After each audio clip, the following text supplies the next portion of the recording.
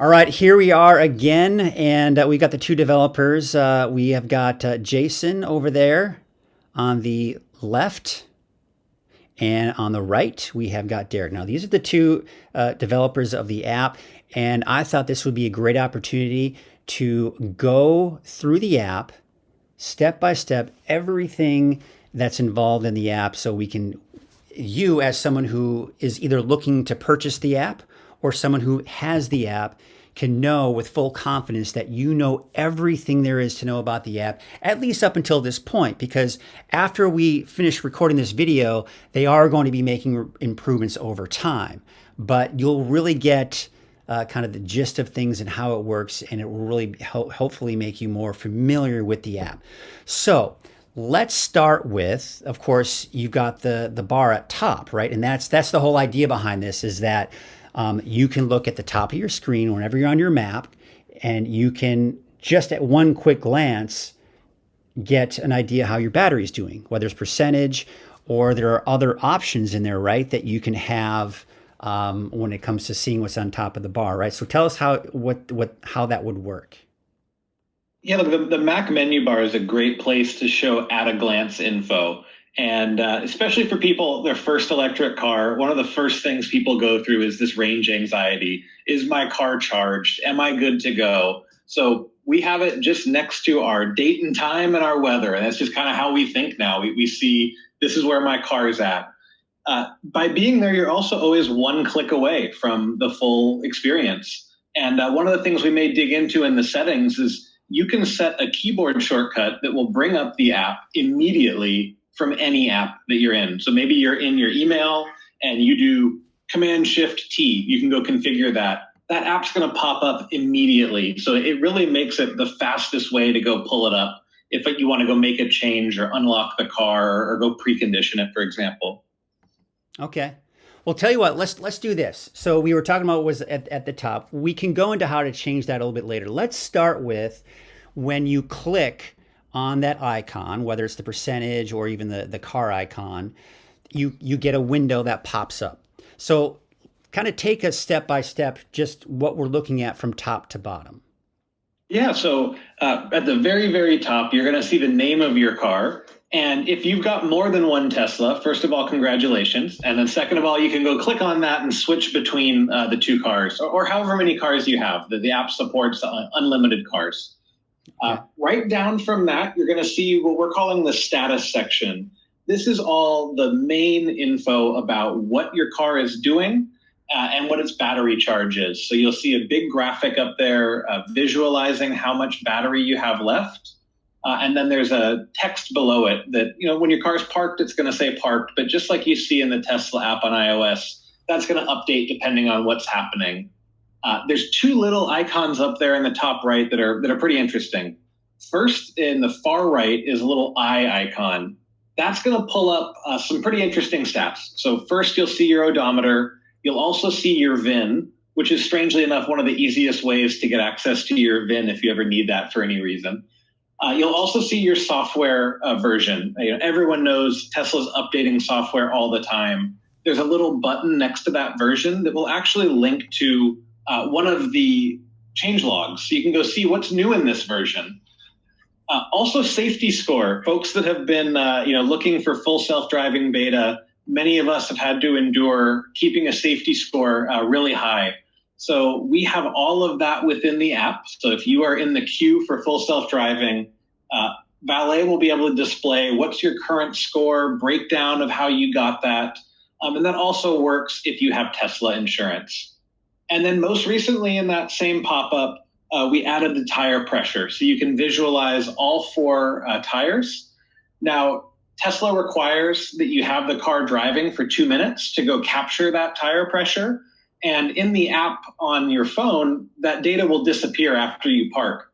But because we've got this app running on a Mac, we can go store your last tire pressures so you can come back to your computer later and see what your tire pressures were at. So really, this is a quick glance at some of those things you probably don't need every day, but they're really easy to get to. And then the second one there is a little bell, and that's some of the notifications. So these are things that you can't get on the Tesla iOS or Android app. and that's charging notifications and tire pressure.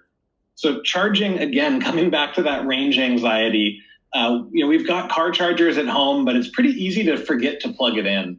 So I have it set that if my car goes below 70% and I'm at home, just give me a quick notification to go plug it in. The only reason it's not plugged in is I forgot. So that's been useful. We added that out of our own need. And then tire pressure, weather can change and everything can cause this to fluctuate. So it's just useful to get a little notification saying, hey, tires are running a little low. And you do that before it becomes bad enough that your car itself will pop it up when driving. So you kind of get ahead of it. Jason, do you want to talk through some of the controls? Well, I can ask you a quick question here, Sure. still on the status. So I noticed on my status, my windows happen to be open. I had them open when I pulled into the garage today, and it says status windows open. So obviously that's telling me, hey, my windows are open, right? So are there any other, I would assume there are probably maybe some other things that it may warn you about if that's the case. Maybe doors are unlocked. I don't know. Is that just the one thing, maybe the windows are open? No, it's absolutely. So if you're driving, it's going to let you know you're driving. If you're charging or waiting to charge, it's going to update depending on kind of what's the most important thing to know at that time. All right, yeah, so on to controls. What do we got in controls here? All right, so on to the controls section. This basically gives you quick access to every control that you could use that the stock Tesla app has on your iPhone or Android device.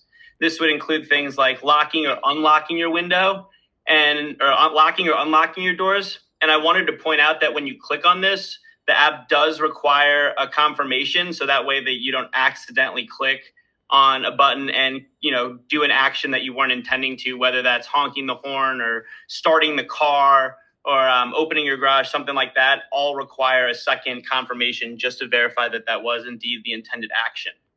And I noticed that when my car was unlocked, so while you were explaining that, I locked it, and now it changed the icon, so it shows that it's now a locked icon. Correct. So it looks like you can look at this, yeah. Yeah, so that the other ones that do that are things like Sentry Mode. So when you activate Sentry Mode in the app, you will notice that the little alert icon turns red to signify that Sentry Mode is enabled.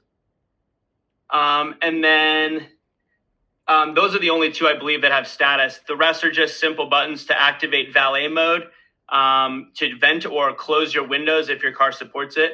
Honking your horn. Another one that are a couple that are super crucial that we use all the time are things opening your trunk and frunk. You get the call that you need to throw something in the trunk and you're inside. You can quickly open the trunk for your wife so she can dump the stroller in real quick.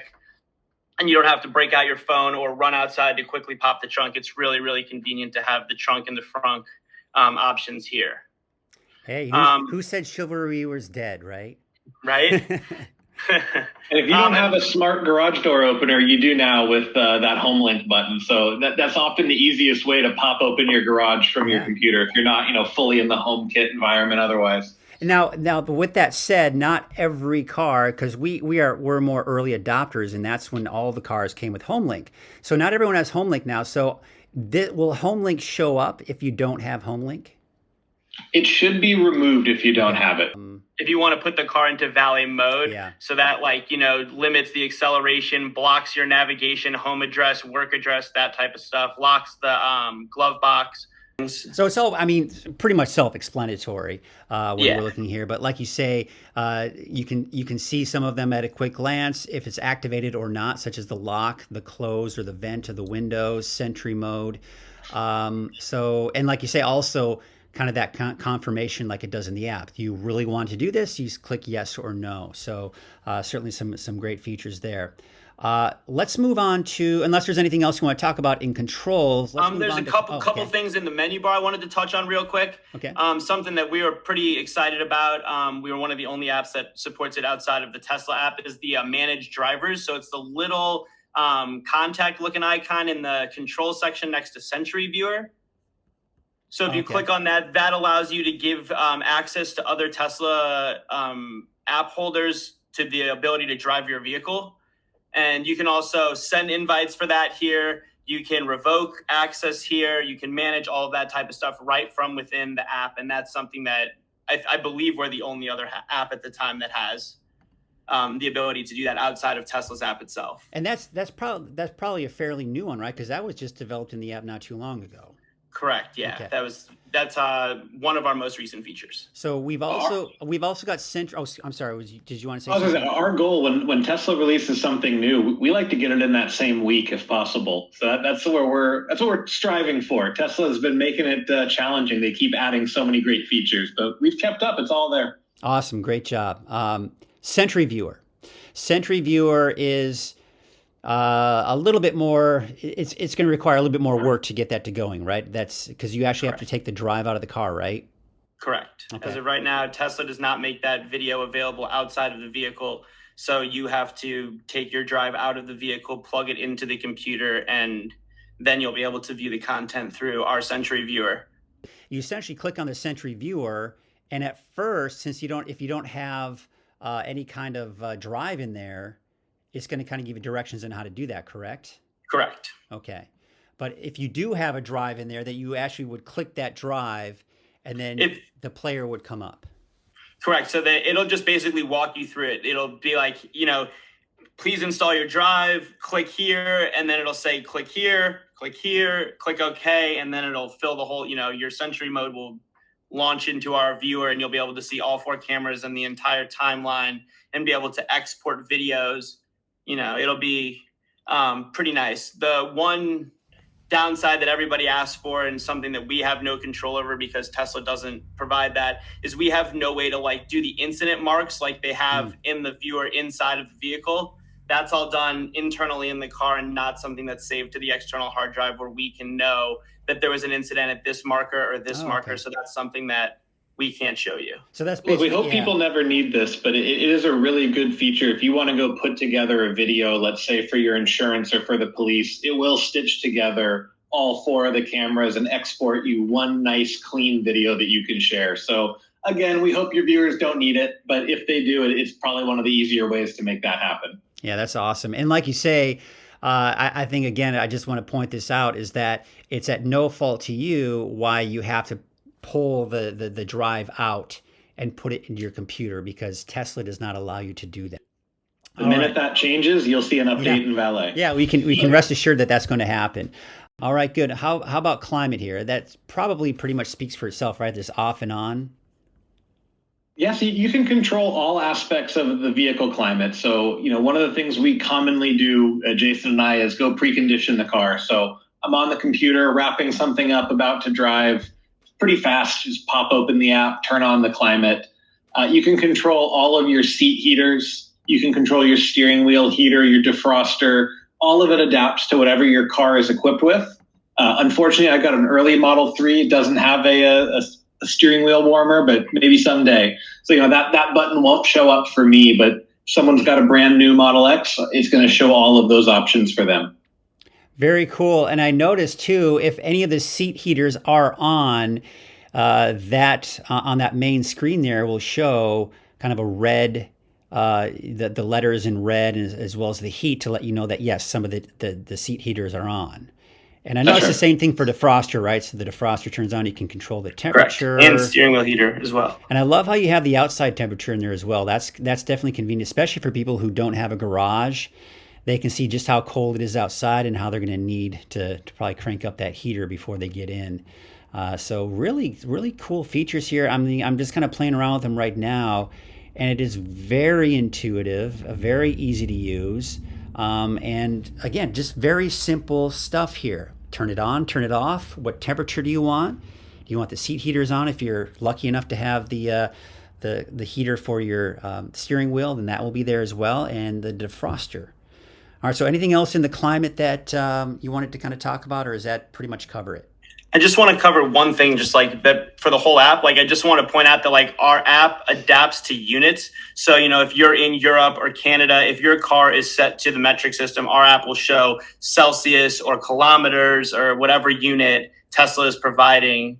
I don't know, maybe yours is showing Fahrenheit and miles. We do adapt to the metric system for those people whose cars are set to the metric system. It does read which setting your car is set to. Okay. So that's not something you set in the app itself. It's Correct. what your car is set to. So Your that car makes it is even set to. easier. That makes it even easier.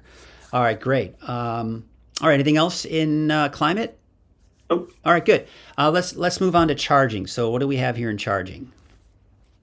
So charging is pretty similar, like pretty intuitive, like you said, simple like the app. We give you the ability to set your charge limit. Elon suggests charging, between 80 and 90.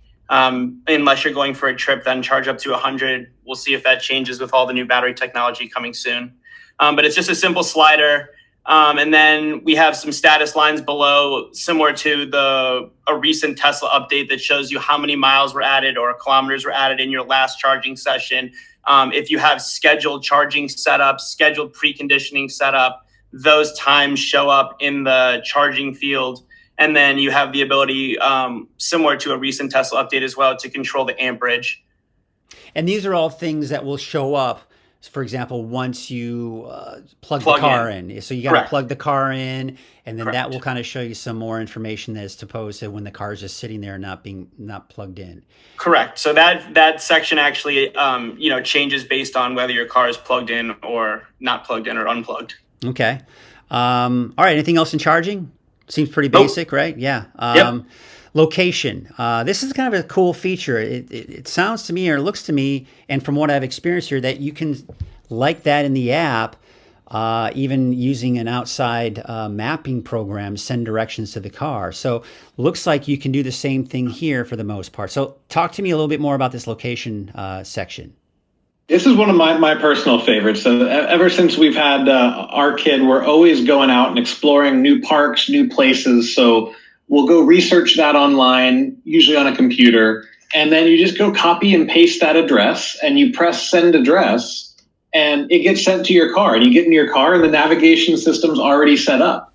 Or perhaps my wife's going to go pick up something and I'll go prepare the car for her. Right, just from my computer, I can go turn on the AC or the heat, set the navigation system up for her. And it's just a really cool way to be able to get that ready to go. So as soon as you get in the car, it's all good. There's also a little lightning bolt icon there. That's how you can pull up the nearest superchargers. So it will show a big map and draw all of the superchargers in your area and even tell you how many have stalls available and not available. So hopefully you don't waste your time going to a station that's already full. Find a station you like, press send a car, boom, you get in the car, the navigation system's already set up for you. So this is one of my personal favorites. You can also set up a keyboard shortcut that you can use anywhere on your computer that will pull up just that address field. So you can do, I think I do Control-Shift-K, and there you go. It pops up a little window. I send an address and we're done. Oh, that would be in that settings section, right? Which we'll go over that. Tell you what, we'll go over that a little bit later. But yeah, that's kind of a cool feature. That's pretty neat. Like you say, the shortcut, it's kind of neat. Anything else in location? I see you can also kind of mess around with the map a little bit. You can see where the car is at. So, maybe our kids are a little too young for this, but eventually you want to just get an eye on, where are your cars? What's going on? How are things going? Just keep an eye on what's happening with the vehicles. This is more just strictly to show you where your car is at this exact moment. Like you said, another example of something that I use it for is my wife picks up the kid and she's on the way home. It's okay, where's she at? How close to home is she? Quick click, okay, the car's here. She'll be home in 5 minutes. Go get, dinner on the table, whatever it is I need to do. That's when awesome. When she's coming home. I've done that before, and that really is kind of a nice peace of mind when you can see where the car is. So that's awesome. All right. So anything else in location? We got everything in location covered? It's everything. All right. Good. How about the schedule? What do we have there? Okay. So schedule is changed a little bit. Like you mentioned earlier, we offer 2 separate scheduling opportunities. The first one is just a mirror image of what Tesla mobile app offers you, which is location-based departure, preconditioning, and then weekday charging, weekend charging, and that's pretty much it. Not too much. They don't give too much, freedom with what they allow us to do. Pretty much weekdays, weekends, and pick a time. That's it. Okay. So we wanted to make sure that, like we keep saying, we offer everything that the Tesla mobile app offers, but we actually built our own. And I'll let Derek talk a little bit more about that when we get into the section about settings. Okay. So that's essentially what we're looking at here when we go to manage, right? The schedule Correct. is what you were just talking about. Correct. That's just Tesla mobile app's version of the scheduling that you can change that via the app or via Valet.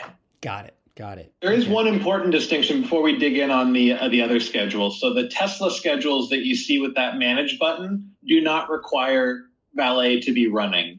If you are using some of our more custom options, you do need to have Valet running full time. So if you've got something like an iMac, a Mac Mini, a Mac Studio, no problem. If you're on a MacBook, you got to be aware it's probably not going to be awake all night, in which case we'd recommend using these Tesla provided schedule options. Oh, okay. Interesting. Good to know. Good to know. All right. So we go now. It says updated just now. So that's just basically saying the last time it went to your car for an information, correct? So maybe if it was 3 hours ago or whatever, right? That's right. And then on the very far right, looks like you can kind of say, all right, give me the latest information. That's just a quick way to get all that, right? Yeah, we try to handle that for you and always keep it automatically up to date. But, if you ever want the latest, greatest, you can press that button. We'll ping the car immediately to get whatever is current. Excellent. All right. So it seems like we've really covered everything that's here on this initial screen here. And now let's take it to the left lower cog there. That's the settings. So this is where we have a lot more, really, that it feels like a lot more hidden data and a lot more functions that we have here in the settings. All right, so let's take a look at general. So what do we have here? Kind of, because we have that, looks like that menu bar on the left side here, and it has different options here. So we'll start with general, and what can we do here in general? Well, what I'd first recommend, anyone using Valet, check that first box. Have Valet start on login. What that means is you no longer have to think about it. Every time you restart your computer, log in, it's going to have it automatically started and then up in your menu bar. So no harm in doing that. Apple doesn't let us turn it on by default. Otherwise, we would, because we think that's probably the best way to use the app. Okay, real quick question on that. So if I start Valet on login, is it going to wake the car up? That is a great point that we should hit on when we get to the menu bar section. This is something incredibly important to us, making sure that customers are in control over how often does this app wake up the car, how often does it pull data. We do not want this to be something that impacts your battery life. So we give you all of the controls, and we'll walk through that when we get there. All right, so I use ideal battery range. What's that? Tesla does offer a couple different ways to project how much range your battery is going to have. It's not a precise science, so it's going to depend on things like temperature and where you're located. So we offer this option so that people can choose the one that works best for them. We go default with what Tesla goes with in their mobile app, but given that we get a little more info, we're able to make this available to people. So if we click use ideal battery range, that's the EPA estimated range. So with it off, the way it comes, that's default. That's rated range. That's exactly how the Tesla mobile app shows you the range. Got it. Okay. And that's what we recommend you use. But there is an option also in older Model X's and Model S's to make the car also show you ideal range. Got it. Okay. Something that's not available in my Model 3. So exactly, that's why I think I was confused. I'm like, what? Because I have a Model 3, and okay, so that's more for S and X users. A good example of customers reaching out saying something that we didn't know. Jason and I both have Model 3s. So yeah, we didn't have this available in our vehicle, but enough people reached out. We said, great, let's go make it happen. Then we go to keyboard shortcuts. We actually kind of touched on this very briefly, but so there are two different functions that you can add shortcuts to, right? This is a sleeper feature in the app. I mean, I really encourage people that are using Valet to set these up. All you do is click in the box there and press whatever keyboard shortcut works for you. You can make it all up. Command Shift T, and that can be hooked up to show the app on demand.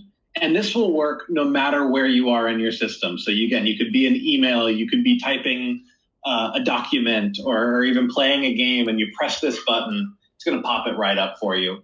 Same for sending an address to the car.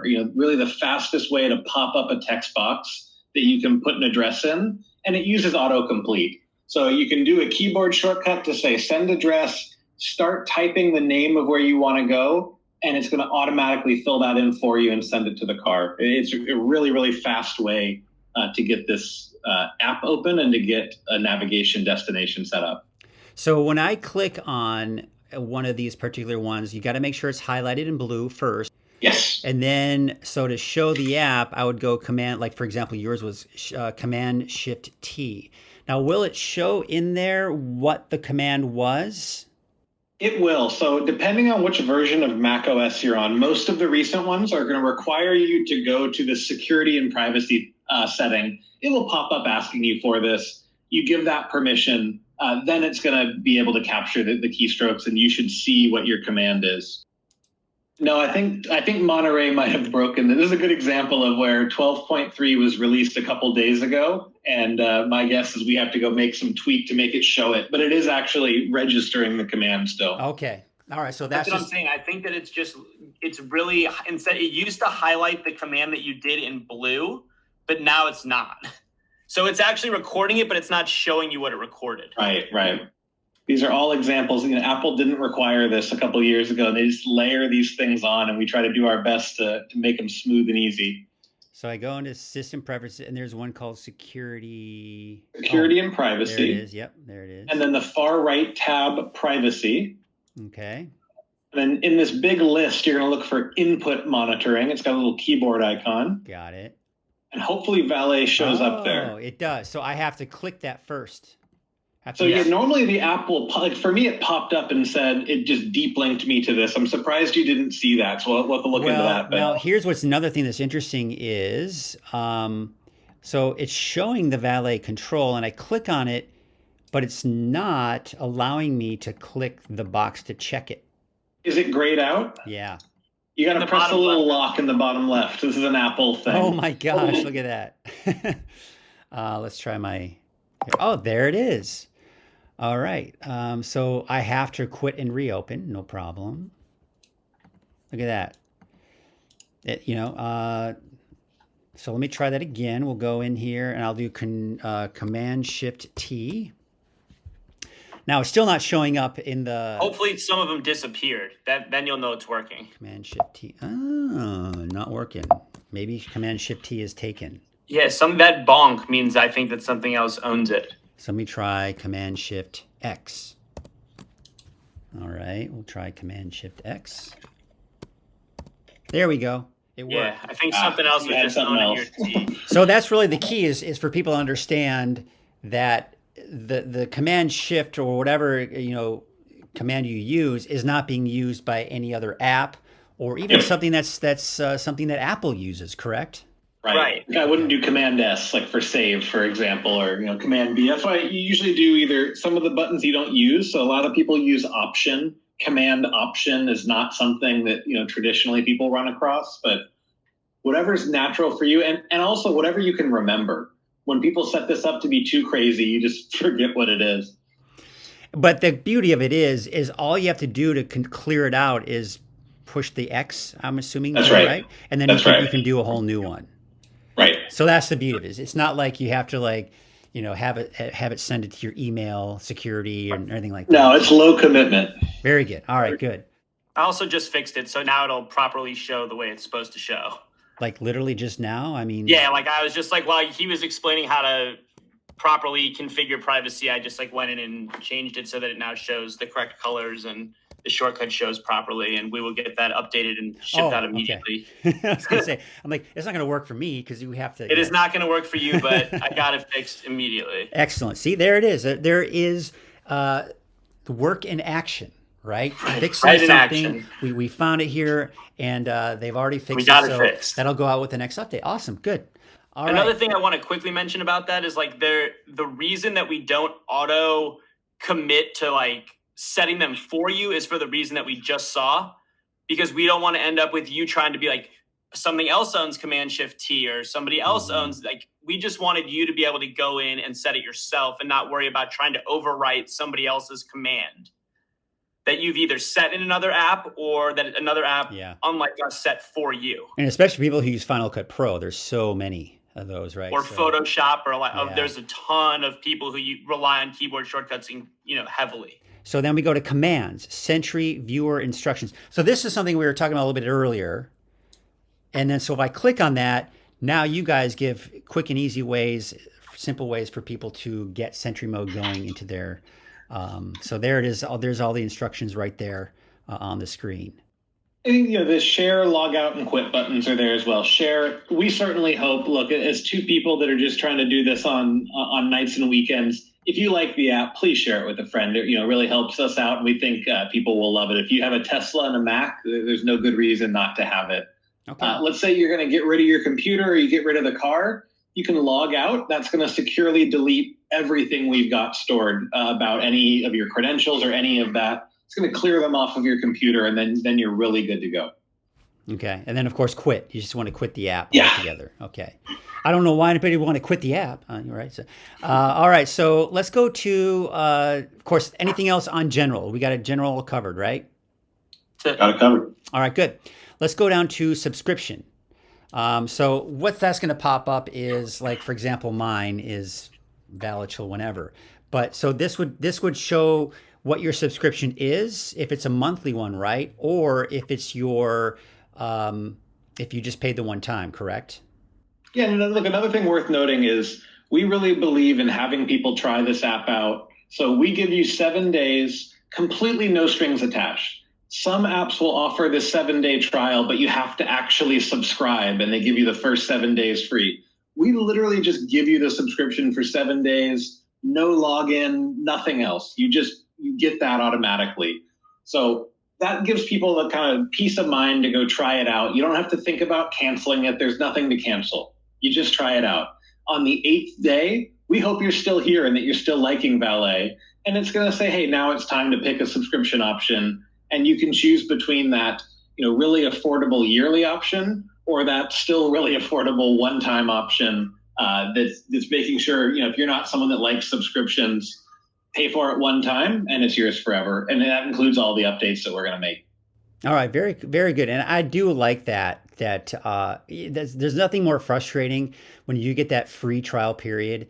And then, like you say, you forget about it. And then next thing you know, you're looking at your credit card and be like, oh, what just happened here? So I think that's great that you guys have that foresight to kind of help people out with that idea that, hey, listen, I want to try this out. And then when it's over with and I come back and I really liked it, wait, it's not working. Oh, I have to pay for it now. And then that's fine. That's great. We're straight shooters here. Same thing with the security and not having servers. Like, we just do this out of passion. We love Tesla. We want people to be able to control it. We don't play any games. It's all just kind of what you see is what you get.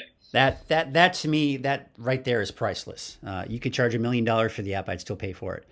Although, wait, no, I don't know if I have. We appreciate that. I'm the frugal Tesla guy. Come on, get the ski on. All right. All right. So we went from subscription. Now let's go down to menu bar. So what's going on here?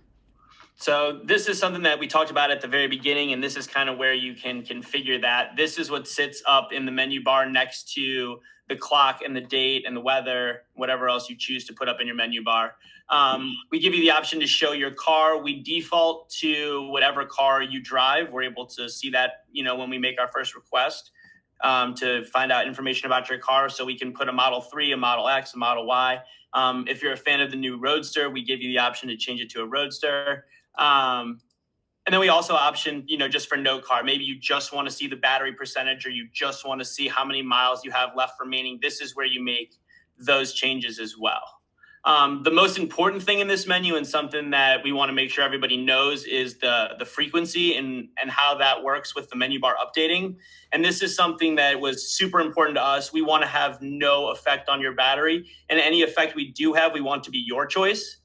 And so then we give you 3 options here, and we basically say, while your car is plugged in and charging, how often do you want our app to check and pull, new data? Like, if you're charging, maybe you want it to happen every 5 minutes because you want to see your battery percentage that's constantly changing.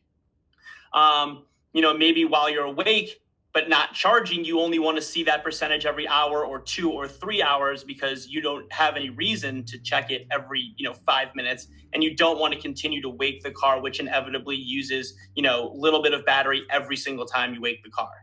So we want to make sure that you have the choice on how often you do this. That way you have control over the battery, or what some people call phantom drain. Mm-hmm. So we just make sure, we give you all of the options here, and it's completely up to you. You can set it all to none if you'd like, and only wake the car with that update button in the bottom right of the app that you were discussing. If you want to do none, we won't update the app ever for you, and you can update it manually yourself. That way you're not constantly waking the car. We don't think that that's the best way to use the app. We totally suggest that, you set this at, maybe when you're charging 5 minutes while you're awake, an hour, and, wake every, however often, 5, 10, 15 minutes, depending on what you're comfortable with. But the more you let it auto update, the more we can do for you. Yeah. And that makes total sense. Like I say, but I do like the ability for people to have, because there are people who are really picky and choosy about when their car can wake up and when it, phantom, like you say, phantom drain is a big thing that people are always concerned about. So giving people that option, I think, is really awesome here. And then, of course, right next to the Model 3 icon, you've also got the text, which you've got the battery percentage, time remaining until full, which really is only going to work if you have the car. If you're charging, correct. Otherwise, it just shows the battery percentage, I believe. And then it will also show you the range remaining until empty. Although it seems to me, I mean, again, but I think for people, if they don't have the app open, so that's kind of nice, because you do have that percentage and then the remaining until empty. And then, of course, you've got none. So you could just have, so cool. Yeah, I like all of that. There lots of great, like I say, just simple things here, but all the options are there, looks like. So great. All right, anything else in the menu bar you wanted to touch on? I think that's it. Okay. Let's go down to schedules. Now, this is where, you guys are a little bit more excited about this, because this is outside of what the app, the Tesla app, can do. Yeah, that's right. So this is where you can start adding some pretty custom schedules. So, look, if the basic scheduling that Tesla offers works for you, great. We've got that available on the panel. But if you've got a little more non-traditional schedule and weekdays may have different needs, then that's where you could really use this feature. So you can go through and set 3 different types of schedules. One is climate, one is charging, and then the last one is navigation. So with climate, you can set what temperature that you want it to run at and how long you want it to run. And you can either make that a one-time schedule. So maybe you're going to do a one-off trip to the airport early in the morning and you want to go set that up. Or you can make it recurring. But importantly, you can choose which day of the week. And you can choose each individual day at a time. So I can say, as Jason mentioned, only Mondays, Tuesdays, and Thursdays, or something similar. Same thing with charge. You can both set what charge limit you want. Maybe you know that on every Friday you do a long drive. So you want to charge to 95% on Fridays, but you want to charge to 75% on other days. And then lastly, navigation. I want to have either my work, my home, maybe a family member's house. I can go set these things up on a very custom basis, and I can combine all of these. So I can say on Mondays, Tuesdays, and Thursdays at 6:30 a.m., get me to 70 degrees and put the gym in my navigation system and make sure I'm charged to 80%. You really have a lot of power here when you combine all these things together. So you get to choose, you say add new schedule. Okay. And you choose up top here, do I want to start with climate, charge, or navigation? And you set up multiple schedules that will all run together. Okay. Another thing that we had talked about is, now in order for this one to work, this app, Valet, needs to be open all the time. So if you've got a desktop, that's generally no problem. For a laptop, you just have to keep an eye out if that's going to be nice and reliable for you, because you got to have the device running. Okay, great. Yeah, I want to clarify a little bit. It needs to be running, not open. Like, you don't need to be physically able to see our app like with the panel open. Mm-hmm. You just need to have it in the menu bar, sitting up there, running in the background. And you can't have your computer turned off or anything like that. Right. It has to be awake and Yes. Okay. Running. All right. So like if you close your laptop, it's not going to run the schedule. Interesting. Okay, good. Good to know. All right, so we got schedules covered. Excellent. Let's go to another. Sorry, just one more point. I know we keep harping on this. We could make that work if we stored all of your data on our servers and ran the schedule. But this is a good example where we said, no, we're going to make sure we're really clear. This app is about security. We're not sending your credentials anywhere. So there you have that limitation. That's one of those balanced trade-offs we have to make, but we're erring on the side of safety and security every time. Awesome. And I think people really do appreciate that security part of the app. So hopefully they can understand that there are going to be some sacrifices they have to make in order to kind of keep that security. So awesome. Thanks for the explanation.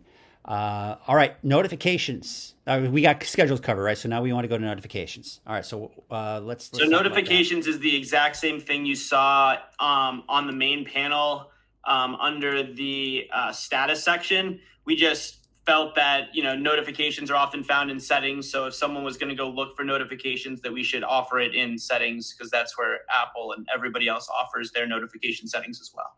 Okay. And so the two main ones that you offer here are the battery, tire pressure, and tire pressure. And charging. Yes, correct. And charging. All right.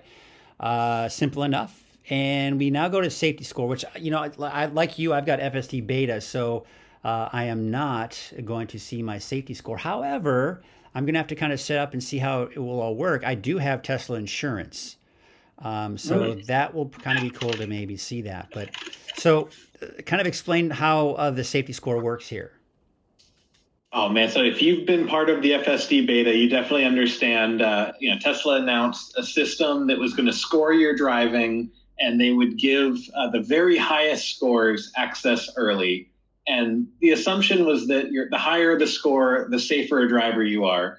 I would say many of us that went through that process realized that's not exactly true, and we would drive really conservatively. So as Jason and I, as day one Model 3 purchasers, we put our deposits in years before it was available. We've been dying to get access to this. We're willing to do anything. So we built this feature in, largely for folks like ourselves. After every single drive, it would pop up a notification saying your score for that drive was a 99. You had one hard braking incident, and then it would show you all of your scores in context. It worked. Jason and I got access. So this is certainly a useful feature for someone who's trying to get through that gauntlet that Tesla's throwing at us all. Oh, absolutely. And I tend to argue that with the way people are driving to be so quote unquote safe is actually unsafe. But yeah, I can understand how frustrating that would have been. So that seems like a really cool feature. Like you say, you get that safety score notification. Maybe once you kind of park in the garage or wherever it is you park, and you getting home, and log onto your computer, there's your safety score. And that's right. That constant reminder. And again, so you can only do notify if it goes below a certain score. So that's pretty neat too. So all right. So looks like we've covered everything in the settings and everything on that main menu there. So kind of wrapping things up here. Anything else that's worth noting you want to kind of mention? This has been a great overview. I think we've been able to walk through both all the features there and hopefully some explanation about why things are the way they are and how we think about the app and the trade-offs that we're making. What are things, or how can people stay in touch with what you guys are doing? Is it just, are they going to get emails? Do you have a social media platform? Is there a way for people to know that there's a new app, like for example, a new update has been uploaded to the App Store, and that you should download it? If Mac is working as it's intended, and we hope it will, the app, we're hoping you're just going to put on auto update, and every time, like one day you're going to open and there's just going to be a bunch of new features ready to go for you. Okay. Like in a perfect world, that's how that works. We will try to be better about, posting on Twitter, and, that's probably going to be the best bet, honestly. It's just like a quick Twitter post letting people know that a new version's coming out, and, that it has tire pressure and something like that. but like we'll probably end up using social media more as like an announcement type thing than like an, posting other Tesla news and other stuff that I know that, you and a bunch of other people are much better at than us. But we will probably just use it more as like, here's a new version, here's what it can do. And like I said, the gentleman tweeted at us, like, we have notifications, we'll see them, we'll do our best to respond as quickly as we can, but email is something that we check every single day. So if you have suggestions or feedback, email is certainly the best way to get a hold of us. Well, it looks like we've pretty much covered everything.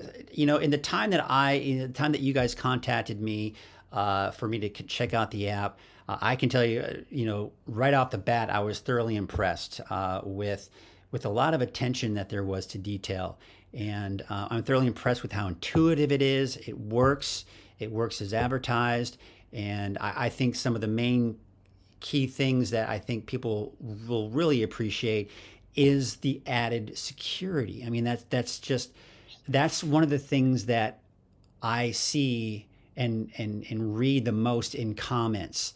I'm not going to, even try to put a third-party app on, that's associated with my car because security. I don't want them to get my credentials.